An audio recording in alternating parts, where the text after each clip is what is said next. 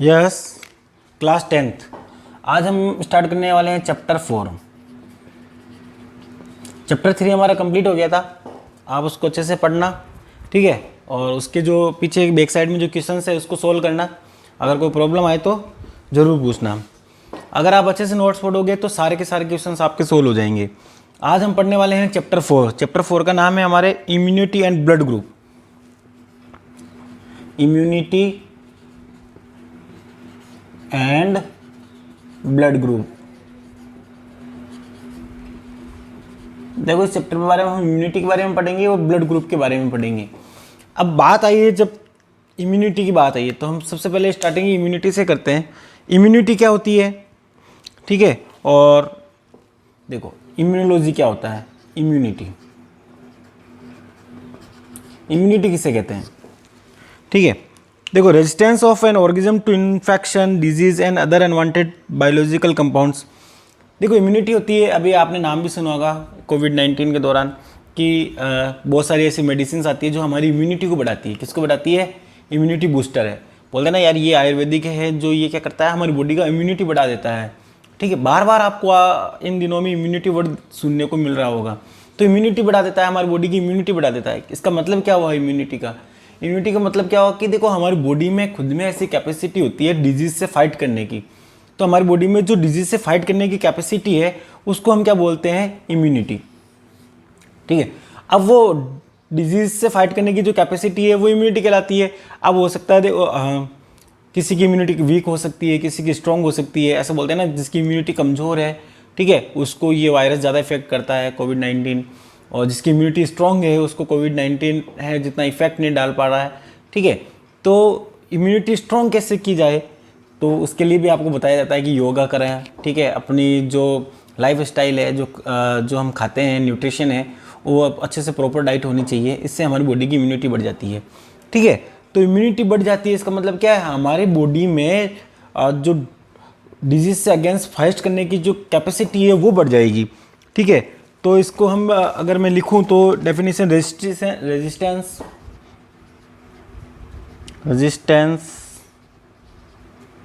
Of an organism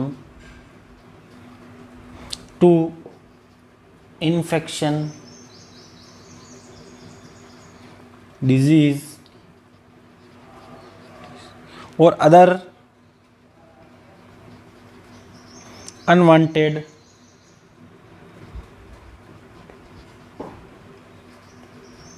biological compounds, ठीक है। इसकी दूसरी डेफिनेशन लिखेंगे हम, the ability of an organism to defence against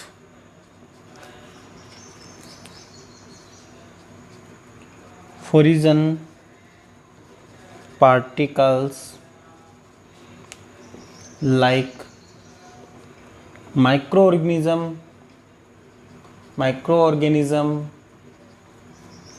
dust particle,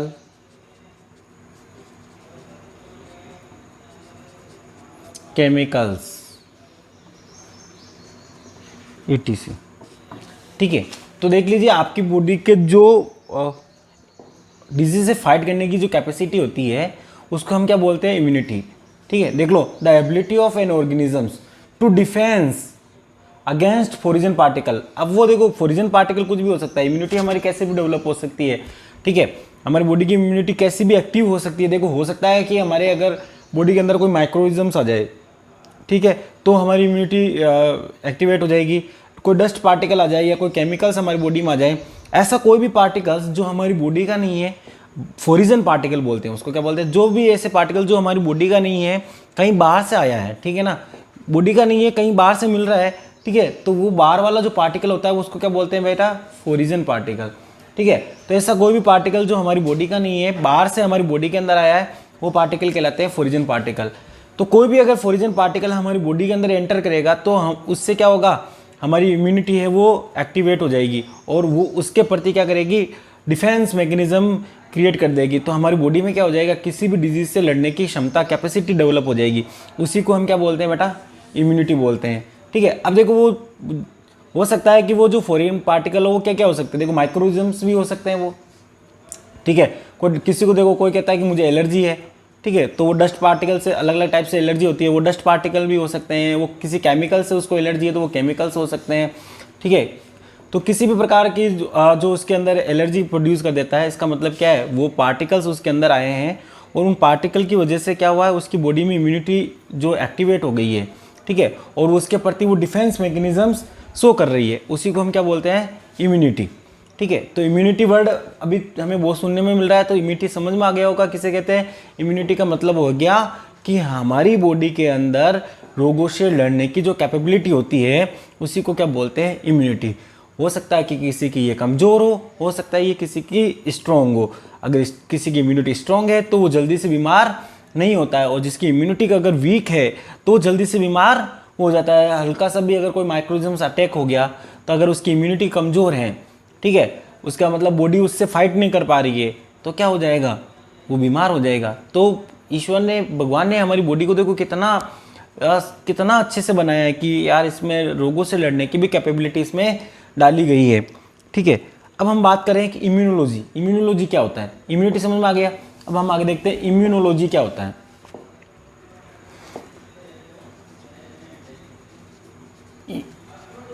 immunology, तो इम्यूनोलॉजी क्या होता है, ठीक है, इम्यूनोलॉजी एक साइंस की एक ब्रांच कह सकते हैं हम। क्या है, एक साइंस की ब्रांच है जिसके अंदर हम इसी बॉडी के डिफेंस मैकेनिज्म्स के बारे में स्टडी करते हैं। ठीक है, तो इम्यूनोलॉजी क्या होगी, साइंस की एक ब्रांच है, branch of science in which deal with the defence mechanism of the human body against the foreign particles. ठीक है ना, तो हमारी बॉडी की एक साइंस की एक ब्रांच हो गई है जिसके अंदर हमारी बॉडी की जो डिफेंस मैकेनिज्म है, ठीक है, रोगों से लड़ने की जो कैपेबिलिटी है, उसकी स्टडी की जाती है कि कैसे हमारी बॉडी किसी भी डिजीज़ के प्रति या किसी भी फॉरिन पार्टिकल के प्रति कैसा रेस्पॉन्स देती है, कौन कौन से सेल प्रोड्यूस होते हैं, कौन से उसके हमारी बॉडी के कौन से ऑर्गेनल हमारी इम्यूनिटी से रिलेटेड हैं, वो सारी की जो स्टडी की जाती है, उस ब्रांच को क्या बोलते हैं हम, इम्यूनोलॉजी बोलते हैं। क्या बोलते हैं बेटा, इम्यूनोलॉजी। अब आगे हम देखेंगे टाइप्स ऑफ इम्यूनिटी। क्या देखेंगे, वेरी इंपॉर्टेंट टॉपिक आ रहा है, types of immunity. Types of immunity, immunity के कितने टाइप्स है, देखो मेनली जो इम्यूनिटी टाइप है वो दो है, इनेट इम्यूनिटी और एक्वायर्ड इम्यूनिटी। कितने टाइप है बेटा, दो, इनेट इम्यूनिटी, ठीक है, इनेट इम्यूनिटी और एक्वायर्ड इम्यूनिटी। कौन सी है दूसरी, एक्वायर्ड इम्यूनिटी। ठीक है, तो टाइप्स ऑफ इम्यूनिटी में दो टाइप से पढ़ना है, एक तो है उसका इनेट इम्यूनिटी, दूसरा टाइप है उसका एक्वायर्ड इम्यूनिटी। अब हम देख लेते हैं पहले इनेट इम्यूनिटी किसे कहते हैं और ये कैसे वर्क करती है, फिर हम उसके बाद देखेंगे एक्वायर्ड इम्यूनिटी किसे कहते हैं, वो हमारी बॉडी में कैसे फंक्शन करती है। ठीक है, तो देखो इनेट इम्यूनिटी, पहले हम पढ़ने जा रहे हैं इनेट इम्यूनिटी। ठीक है, तो फर्स्ट पढ़ रहे हैं अपन इनेट इम्यूनिटी, इनेट इम्यूनिटी। ठीक है, देखो इनेट इम्यूनिटी किसे बोलते हैं, ये इनबॉर्न इम्यूनिटी सिस्टम होता है। क्या होता है, इसको बोलते हैं इनबॉर्न इम्यूनिटी सिस्टम। ठीक है, इसको नेचुरल नॉन स्पेसिफिक इम्यूनिटी भी बोला जाता है, नॉन स्पेसिफिक इम्यूनिटी, इसको नेचुरल इम्यूनिटी भी बोलते हैं, नेचुरल इम्यूनिटी।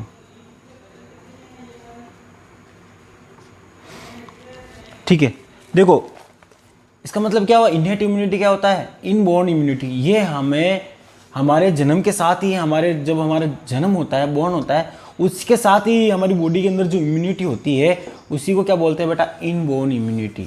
ठीक है, भगवान ने जब हमारा जन्म हुआ तो हमारे शरीर में जो इम्यून सिस्टम डाल के भेजा है, ठीक है, उस समय का जो इम्यून सिस्टम होता है, ठीक है, जन्म के साथ ही हमारे अंदर जो इम्यून सिस्टम आता है उसी को बोलते हैं हम इनबोर्न इम्यूनिटी। देखो ये नेचुरल तरीके से आया है, जन्म के साथ ही आया है, इसलिए इसको क्या बोल दिया, नॉन नेचुरल इम्यूनिटी।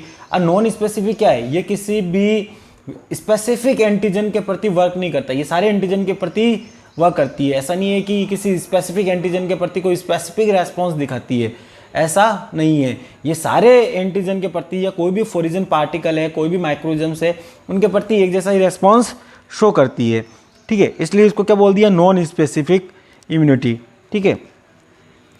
अब ये कैसे वर्क करती है, देखो इनेट इम्यूनिटी हमें समझ में आ गया कि अच्छा सर आपने कहा कि इम्यूनिटी दो टाइप की होती है, कौन कौन सी होती है, एक तो होती है इनेट इम्यूनिटी, यहाँ तक समझ में आ गया, दूसरी होती है सर एक्वायर्ड इम्यूनिटी, ये भी समझ में आ गया। अब आप कह रहे हो सर इनेट इम्यूनिटी हम पढ़ रहे हैं, तो सर इनेट इम्यूनिटी क्या होती है, इनेट इम्यूनिटी हम बोल रहे हैं कि ऐसी इम्यूनिटी जो आपको जन्म के साथ ही मिली है, आपके जब जन्म हुआ उसके साथ आपकी बॉडी के साथ जो इम्यूनिटी आई है उसी को हम क्या बोलते हैं, इनेट इम्यूनिटी बोला जाता है। इसलिए इसका नाम क्या कर दिया, इनबोर्न इम्यूनिटी भी कहते हैं। ये नॉन स्पेसिफिक होती है, ऐसा नहीं कि स्पेसिफिक किसी फॉरिजन पार्टी या एंटीजन के प्रति वर्क करती है, ये सारे एंटीजन्स के प्रति वर्क करती है और स्पेसिफिक रेस्पॉन्स नहीं देती है, ठीक है। और ये नेचुरल है, नेचुरली हमें प्रोवाइड हुई है, हमारे जन्म के साथ हमें नेचुरली ये इम्यूनिटी मिली है, इसलिए इसको क्या बोला जाता है, नेचुरल इम्यूनिटी भी बोला जाता है, ठीक है। अब ये वर्क कैसी करती है, ये कैसे हमारी बॉडी को रोगों से कैसे बचाती है, किसी भी माइक्रो ऑर्गेनिज्म से ये हमारी बॉडी को कैसे बचाती है, यही तो पढ़ना है। अब इनेट हम पढ़ेंगे इनेट इम्यूनिटी कैसे वर्क करती है, हाउ टू फंक्शन, ये कैसे फंक्शन करती है। भाई हमारी बॉडी को ये इनेट इम्यूनिटी है, ये तो हमें समझ में आ गया कि सर ये इनबोर्न होती है, जन्म के साथ हमें मिलती है।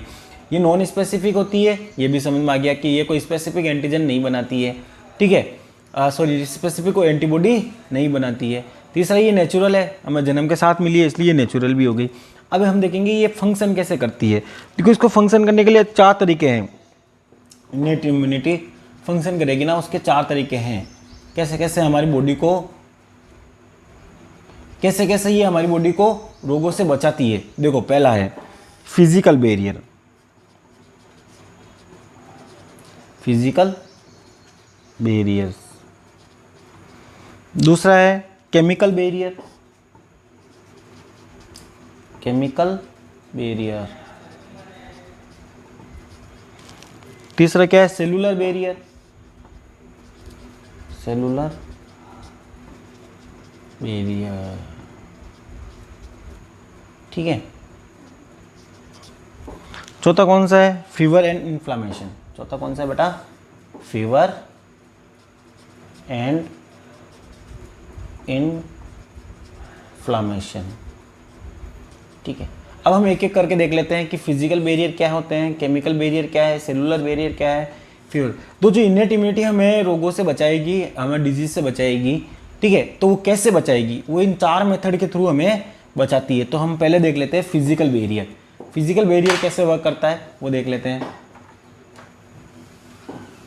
ठीक है। तो हम इनेट इम्यूनिटी पढ़ रहे हैं, उसका पहला कैसे फंक्शन करती है वो देखते हैं।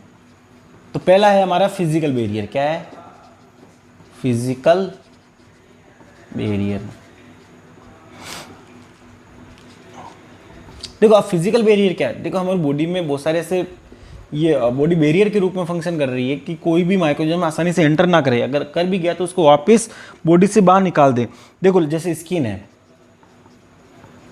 ये स्किन, ठीक है, स्किन क्या कर रही है, फिजिकल बैरियर की तरह वर्क कर रही है। सीलिया है, अभी बताऊंगा, सीलिया एंड फ्लैजिला,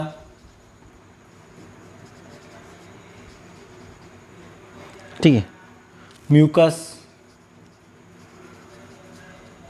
ये सब फिजिकल बैरियर के रूप में फंक्शन करते हैं। अब इसको देखो, जैसे हमारी बॉडी की स्किन है, ठीक है, स्किन है तो आसानी से माइक्रोऑर्गेनिज्म्स डायरेक्टली हमारी बॉडी के अंदर एंटर नहीं कर पाएगा, क्योंकि स्किन क्या कर लेगी, उसको रोक ही देगी, क्या कर देगी, रोक देगी, ठीक है ना, माइक्रोऑर्गेनिज्म्स अंदर से एंटर नहीं कर पाएगा। देखो हमारे कहीं कट लग जाता है, ठीक है, कट लग गया, इसका मतलब क्या हुआ, स्किन कट गई है, ठीक है ना।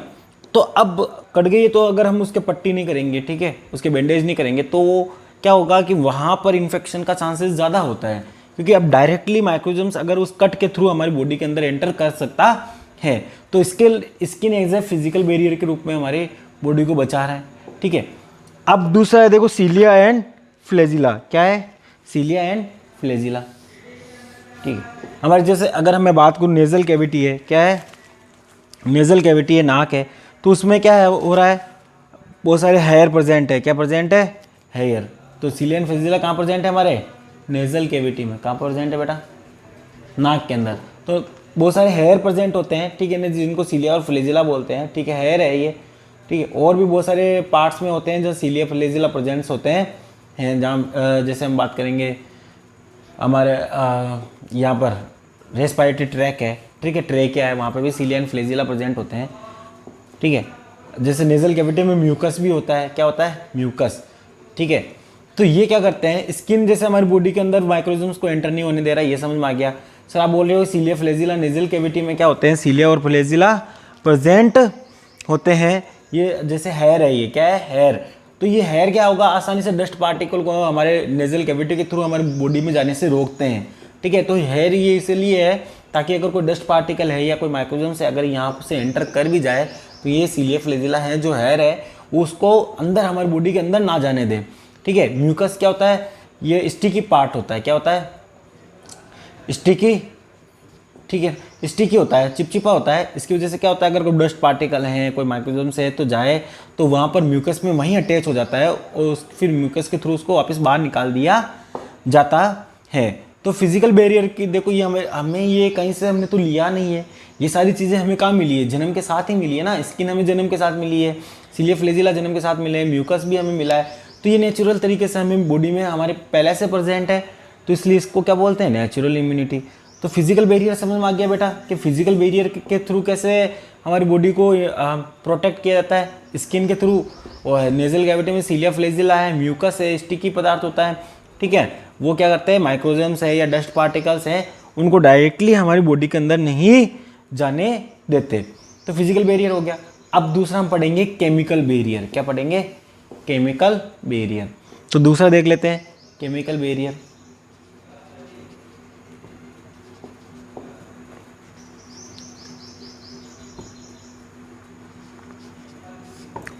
देखो केमिकल, बहुत सारे ऐसे केमिकल्स सीक्रेट करता है हमारी बॉडी जो माइक्रोजम्स को किल करने के हेल्प करता है हमें। ठीक है, देख जैसे स्टोमक। स्टोमक क्या होता है? स्टोमक हाई एसिडिक होता है। कैसा होता है? एसिडिक होता है। ठीक है, स्किन भी हमारी कैसी होती है? एसिडिक होती है। ठीक है, और जैसे सलाइवा है, मुंह में सलाइवा है, ठीक है, या टीयर्स है, आंसू है, ठीक है, स्वेट है, पसीना, ये सब क्या है? केमिकल ही है। हमारी बॉडी केमिकल एक तरीके से रिलीज कर रही है। ठीक है ना। तो स्टोमक का पीएच क्या है? एसिडिक। स्टोमक हमारे पेट का जो एनवायरनमेंट होता है वो एसिडिक होता है। स्किन का जो एनवायरनमेंट होता है वो भी कैसा होता है? एसिडिक होता है। तो एसिडिक का मतलब क्या है? एसिड में कोई भी माइक्रोऑर्गेनिज्म जिंदा नहीं रह पाएगा ना। तो अगर माइक्रोऑर्गेनिज्म हमारी बॉडी के अंदर एंटर भी कर गया है, ठीक है, फिजिकल बैरियर को पार करके हमारे अंदर बॉडी के अंदर एंटर भी कर गया है, तो भी क्या होगा? स्टोमक में जाके वो मर जाएगा, क्योंकि वहाँ पर कैसा एनवायरनमेंट है? एसिडिक है। और स्किन पर अगर आ गया है तो स्किन का भी एनवायरनमेंट कैसा होता है? एसिडिक होता है, इसलिए वो भी वहाँ पे भी माइक्रोऑर्गेनिज्म किल हो जाएंगे। ठीक है, सलाइवा, हमारे मुंह में सलाइवा है, ठीक है, टीयर्स हैं, स्वेट है, ये सब भी क्या करते हैं? माइक्रोऑर्गेनिज्म्स को किल करने में हमारी हेल्प करते हैं। तो आँखों को ये साफ रखेंगे, ये हमारी बॉडी को एकदम क्लीन रखेगा, माइक्रोऑर्गेनिज्म्स को ग्रोथ नहीं होने देगा। अब जो नेक्स्ट है हम देख लें। देखो समझ में आ गया बेटा, फिजिकल बैरियर समझ में आ गया था, स्किन वगैरह होता है और सीलिया व फ्लैजिला होते हैं। केमिकल बैरियर में हमने कह दिया कि स्टोमक है, उसका जो एनवायरनमेंट है वो एसिडिक होता है।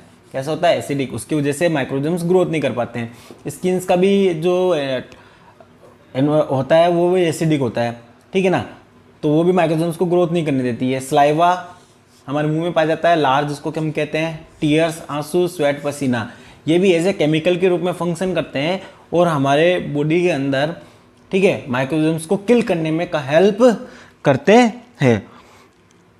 इसके बाद हम देखते हैं सेलुलर बैरियर। सेलुलर बैरियर क्या होता है वो देख लेते हैं। ठीक है, तो तीसरा हम देख रहे हैं बेटा सेलुलर बैरियर। क्या देख रहे हैं? Cellular barrier. ठीक है, सेलुलर। तो बहुत सारी ऐसी सेल्स हैं, ठीक है, इम्यूनिटी की बहुत सारी सेल्स, इम्यूनिटी है जो हमारी इम्यूनोलॉजी सिस्टम है, ठीक है, उसकी बहुत सारी सेल्स हमारी बॉडी के अंदर फंक्शन करती है। वो सेल्स क्या करती है, जैसे ही माइक्रोऑर्गेनिज्म्स कोई आ गया तो उसको किल करने का काम करेगा। तो कौन कौन सी सेल ऐसे है, ठीक है, उनको इम्यूनिटी सेल्स बोलते हैं। देखो वो है मोनोसाइट्स, ठीक है, न्यूट्रोफिल,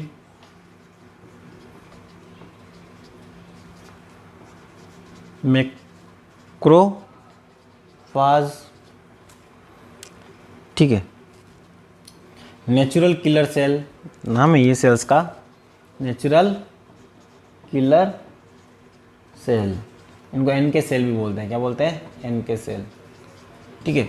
ऐसी ये बहुत सारी हमारी इम्यूनिटी से रिलेटेड सेल्स होती है जो हमारे ब्लड में मूव करती रहती है, ठीक है। अगर कोई माइक्रोऑर्गेनिज्म्स हमारे ब्लड के अंदर एंटर कर गया है तो ये क्या करेगी, ये जो सेल्स हैं, monocyte cells, neutrophil cells, macrophage cells, natural killer cells, जैसे ये सपोज करो ये मोनोसाइट सेल्स है, अब माइक्रोऑर्गेनिज्म्स आ गया है, ठीक है, ये माइक्रोऑर्गेनिज्म्स आ गया तो ये क्या करेगा, अमीबा की जैसे इसको अंदर ले लेगा, जैसे अमीबा अंदर लेता ना वैसे इसको अंदर ले लेगा, फिर यहाँ से इसको किल, यहाँ पर साइटोटॉक्सिन्स रिलीज करेगा और इसको किल कर देगा, ठीक है। तो ये जो मोनोसाइट सेल्स है, न्यूट्रोफिल सेल्स है, मैक्रोफाज है, नेचुरल किलर सेल्स है, ये सब सेल्स हमारी इम्यूनिटी की सेल्स होती हैं। अगर कोई माइक्रोऑर्गेनिज्म हमारी बॉडी के अंदर, ब्लड के अंदर एंटर कर गया है तो ब्लड में ये सारी सेल्स प्रेजेंट होगी। जैसे ही वो उन सेल्स के कांटेक्ट में आएगा, ये सेल्स क्या करेगी, उसको अपने अंदर ले लेगी और फिर उसको किल कर देगी। इस तरह ये सेल, बहुत सारी सेल्स होती है जो हमें इम्यूनिटी के रूप में हेल्प करती है। अब हम नेक्स्ट देखते हैं, सेलुलर बैरियर हो गया। सेलुलर बैरियर के बाद होता है फीवर और इन्फ्लामेशन, ठीक है, फीवर है, ठीक है, या इन्फ्लामेशन है, ठीक है। देखो अगर हमें कोई फीवर हो जाता है, अगर क्या हो जाता है फीवर, तो इसका मतलब क्या होता है, हमारी इम्यूनिटी जो है वो एक्टिवेट हो रहा है। क्या हो रहा है, अगर कोई माइक्रोऑर्गेनिज्म ने हमारे पर अटैक कर दिया है और हमारी इम्यून सिस्टम एक्टिवेट हो रहा है तो उस समय में क्या हो सकता है, फीवर भी आ जाए, क्या आ जाए, बुखार भी आ जाए।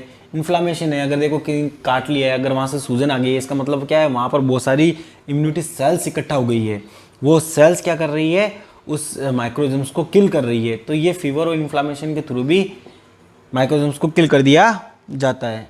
आगे है इनेट इम्यूनिटी हो चुकी है। इनेट इम्यूनिटी का हमने पढ़ लिया, देख लो कौन कौन सी बात पढ़ ली हमने, physical barrier, chemical barrier, cellular barrier, fever और इन्फ्लामेशन।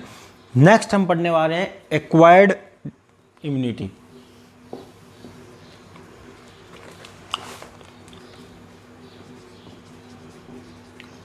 एक्वायर्ड इम्यूनिटी, बेटा एक्वायर्ड इम्यूनिटी क्या होती है, ठीक है, ये स्पेसिफिक कहलाती है। क्या कहलाती है, इसको और भी क्या बोलते हैं, एडेप्टिव भी बोला जाता है, एडेप्टिव और स्पेसिफिक इम्यूनिटी, ठीक है ना। देखो स्पेसिफिक इम्यूनिटी क्या होती है, ठीक है, ये हम क्या करते हैं कि हमारी लाइफ की जो चलती है तो लाइफ के दौरान हम क्या करते हैं कि इसको एडेप्ट करते हैं। ये हमारी बॉडी के अंदर पहले से नहीं होती है, हम एडेप्ट करते हैं इसको, धीरे धीरे ये इम्यूनिटी हमारे अंदर डेवलप होती है, इसलिए इसको क्या बोला, एक्वायर्ड, हमने ग्रहण की है।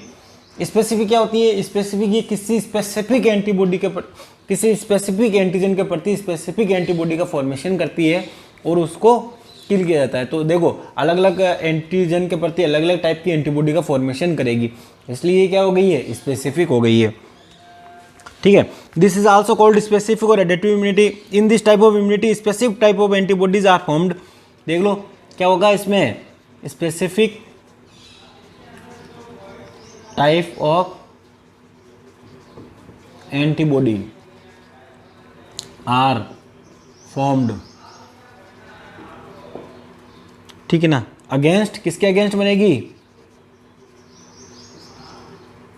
स्पेसिफिक फॉरिजन पार्टिकल,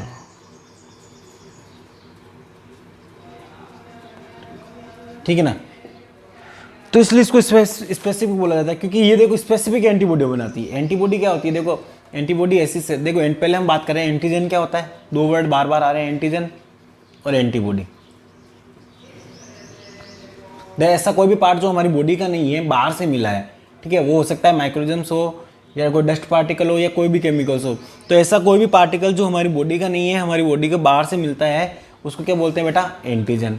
और इस एंटीजन को मारने के लिए जो हमारी बॉडी सेल्स बनाती है, वो उनको बोलते हैं हम एंटीबॉडी। तो ये हमारी बॉडी के अंदर बनेगी, किसको बनेगी? इसको किल करने के लिए बनेगी, ठीक है। तो ये स्पेसिफिक होता है, स्पेसिफिक एंटीजन के लिए स्पेसिफिक एंटीबॉडी का फॉर्मेशन होता है, इसलिए इसको क्या बोला जाता है? स्पेसिफिक इम्यूनिटी बोला जाता है। देखो हम फॉरिजन पार्टिकल की बात कर रहे हैं, तो जरूरी नहीं कि हमारी बॉडी है जो इम्यूनिटी दिखाएगी। अगर कोई माइक्रोऑर्गेनिज्म्स आ जाए, ठीक है, तो ये हमारी बॉडी इम्यूनिटी शो करेगी। क्योंकि कभी कभी क्या होता है, अगर कुछ डोनेट भी करना होता है, जैसे किसी ने किडनी डोनेट कर दी है, ठीक है, तो वो किडनी भी कभी कभी किसी और की बॉडी जो ले रहा है उसकी बॉडी एक्सेप्ट नहीं करती है। क्योंकि देखो वो जो किडनी किसी और से ले रहा है, तो वो किडनी उस इंसान के लिए क्या हो सकती है? एज ए एंटीजन के रूप में फंक्शन करने लग जाएगी। किसके रूप में? एंटीजन के रूप में। तो इस किडनी के अगेंस्ट क्या बनने लग जाएगी हमारी बॉडी में? एंटीबॉडी बनने लग जाएंगे और इस किडनी को डिस्ट्रॉय कर दिया जाएगा, ठीक है। इसलिए देखो कि जब ब्लड ट्रांसफ्यूजन किया जाता है, ब्लड डोनेट करते हैं, तो ब्लड को मैच किया जाता है कि आपका ब्लड ग्रुप कौन सा है, ठीक है। तो ब्लड ग्रुप मैच होने के बाद ही किसी और को ब्लड ग्रुप दिया जाता है। तो एडेप्टिव एक्वायर्ड का समझ में आ गया। अब हम देख लेते हैं इसके टाइप, ठीक है। इसके जो टाइप होते हैं, ये 2 तरह की होती है, एक्टिव और पैसिव, ठीक है। एक्वायर्ड इम्यूनिटी 2 टाइप्स की होती है, ठीक है, एक्टिव एंड पैसिव, ठीक है। एक्टिव इम्यूनिटी क्या होती है और पैसिव इम्यूनिटी क्या होती है, देख लो।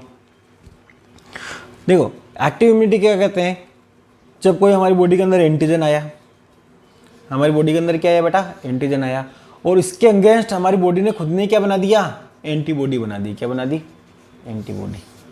देखो हमारी बॉडी के अंदर एंटीजन आया है और एंटीबॉडी भी हमारी बॉडी ने बनाया है। अगर एंटीबॉडी इस एंटीजन के अगेंस्ट एंटीबॉडी हमारी खुद की बॉडी बनाए, ठीक है, तो इस तरह की जो इम्यूनिटी होती है उसको क्या बोलते हैं? Active immunity. क्या बोलते हैं? एक्टिव इम्यूनिटी, ठीक है। अब पैसिव इम्यूनिटी क्या होती है? देखो कभी कभी क्या होता है कि एंटीजन्स आ गया, अब हमारी बॉडी एंटीबॉडी नहीं बना रही है, ठीक है, तो हम क्या करते हैं? रेडीमेड एंटीबॉडी को हमारी बॉडी के अंदर यूज़ में लिया जाता है। एक्सटर्नल एंटीजन आ गया हमारी बॉडी के अंदर, अब हमारी बॉडी एंटीबॉडी नहीं बना पा रही है, ठीक है, तो हम क्या करेंगे? रेडीमेड एंटीबॉडी लेंगे बाहर से, ठीक है ना, एक्सटर्नल, ठीक है, बाहर से एंटीबॉडी हमारी बॉडी के अंदर दी जाएगी ताकि वो क्या करें? हम उसके अगेंस्ट फटाफट से लड़ लें। देखो फॉर एग्जांपल मैं आपको देता हूँ एग्जांपल, जैसे अगर हमें स्नेक ने काट लिया है, सांप ने हमने काट लिया, तो सांप ने क्या किया? वो केमिकल डाल दिया, वो केमिकल एज ए एंटीजन के रूप में काम करता है।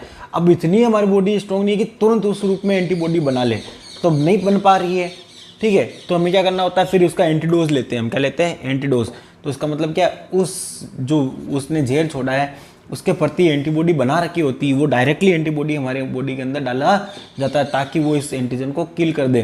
देखिए अभी कोविड-19 में भी तो यही हो रहा है, ठीक है, ये वायरस है, ये वायरस हमारी बॉडी को क्या कर रहा है? अटैक कर रहा है, ठीक है। अब हमारी बॉडी इम्यूनिटी, अगर किसी का इम्यूनिटी स्ट्रांग है, ठीक है, उसका इम्यूनिटी पावर स्ट्रांग है, तब तो उसकी क्या बनेगी? उसकी बॉडी एंटीबॉडी बना लेगी। क्या बना लेगी? एंटीबॉडी। और ये एंटीबॉडी इस वायरस को किल कर देगा। तो जिसकी बॉडी आसानी से एंटीबॉडी बना रही है वो तो उस वायरस को किल कर पा रहा है, और जिसकी बॉडी एंटीबॉडी नहीं बना पा रही है वो क्या कर रहा है? उस वायरस को किल नहीं कर पा रहा है। फिर वो वायरस पूरी बॉडी में फैलता जा रहा है, और इसलिए उन व्यक्ति की, उन पीपल्स की मृत्यु हो जाती है, वो मर जाते हैं, ठीक है ना। तब हम देख लो, तो एक्टिव क्या हो गया? एंटीजन हमारी बॉडी में आया और हमारी बॉडी ने खुद नहीं एंटीबॉडी बना लिया, तब तो उसको क्या बोलते हैं? एक्टिव।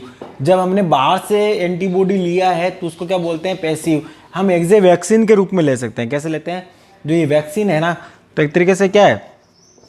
एंटीबॉडी तो है, जैसे डिप्थीरिया है,